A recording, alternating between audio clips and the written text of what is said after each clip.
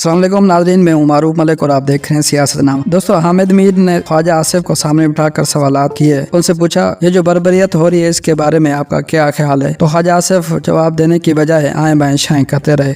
अच्छा ख्वाजा साहब, कल उस्मान डार साहब की जो वालदा हैं, जो कि मेरी इतला के मुताबिक आपकी दूर पार की रिश्ते, तो उन्होंने इल्ज़ाम लगाया कि जी आपने सियालकोट पुलिस को उनके घर पे भेजा और बड़े तोड़ फोड़ हुई और वहाँ पे बड़ा बदतमीज़ी हुई उनके साथ। लेकिन ये बार बार क्यों हो रहा है? पहले भी इसी तरह का वाक़या हुआ था, उसके बाद फिर उस्मान डार साहब गायब हो गए, फिर उन्होंने पार्टी से ऐलान लातलकी कर दिया और कल फिर दोबारा वो मंजर आम पे आए और उन्होंने कहा जी अब हम ख्वाजा आसिफ साहब के ख़िलाफ़ इलेक्शन लड़ेंगे।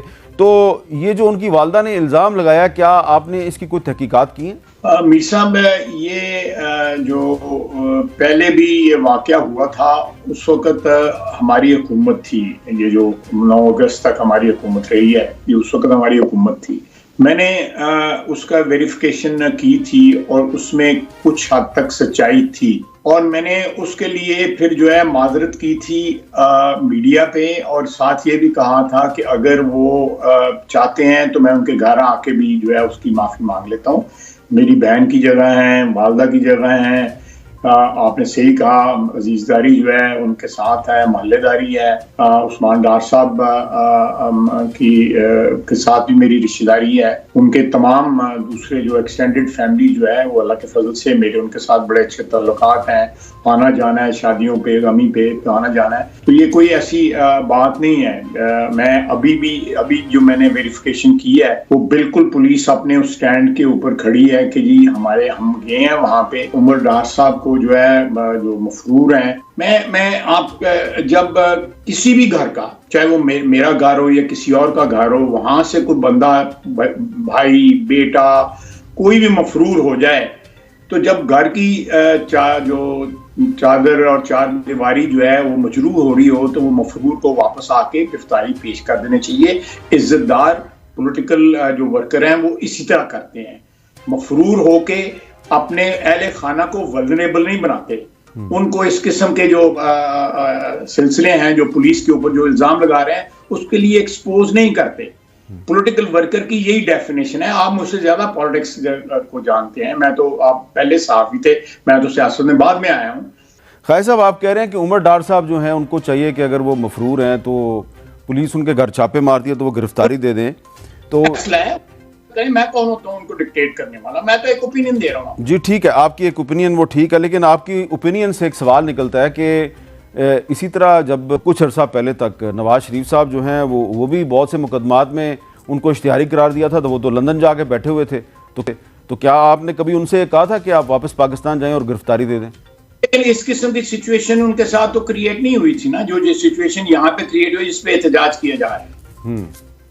ये जो है ना, ये क्या कहते हैं, apple to apple and oranges to oranges compare करें, इस तरह मुख्तलिफ सिचुएशंस को तो ना कंपेयर करें। नहीं, लेकिन आप नहीं समझते कि नवाज शरीफ साहब के खानदान के लोगों को गिरफ्तार किया गया तो तकरीबन वही सिचुएशन थी, कोई इतनी मुख्तलिफ तो नहीं थी। उनकी तो जायदादें जब्त होगी पाकिस्तान में। ये बिल्कुल, आप बिल्कुल दुरुस्त कह रहे हैं। अगर उन्होंने अपना वहां पे एक्सटेंड भी किया है तो कोई ना कोई तो कीमत अदा कर रहा था ना। अच्छा, अब ये जो कल्चर है, अब तहरीक इंसाफ वाले इसका शिकार हो रहे हैं, कल को फिर कोई और होगा। ये कल्चर जो है, ये मैं भी देख रहा हूँ को 30-35 साल से, आप भी इसको देख रहे हैं, ये खत्म नहीं होना चाहिए। ये कैसे खत्म होगा? होना चाहिए, बिल्कुल होना चाहिए। मैं समझता हूँ कि ये जो साइकिल है वायलेंस का, सियासतदान जो है दस्तों गिरबान जब होते हैं तो वो आप उसका जो खमियाजा जो है सियासतदान जो है वो भुगतते हैं, जेलों की सूरत में, मुकदमों की सूरत में।